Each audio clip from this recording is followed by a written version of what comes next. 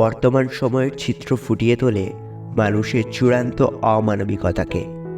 আজ সারা বিশ্ব ভয়ঙ্কর তাপপ্রবাহের কবলে।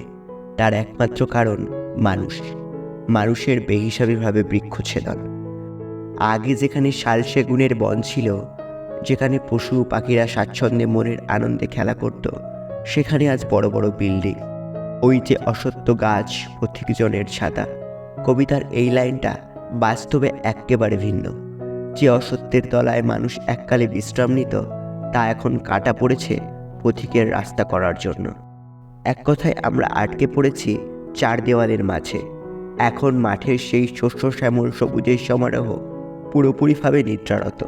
আজ তাপমাত্রা যেখানে 45 ডিগ্রির পারদ ছুঁয়েছে, তার উপর সেখানে মানুষ এখন বেহুশ হয়ে পড়ছে।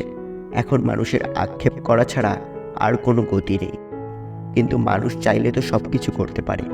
এই প্রখর রোদের তেজ, প্রচণ্ড গরমের প্রতিকারের উপায় একমাত্র বৃক্ষরোপণ। মানুষ এখন চার দেওয়ালের মাঝে আটকে পড়ে সেই মূর্ছা যাওয়া বৃক্ষের অশ্রু জলে।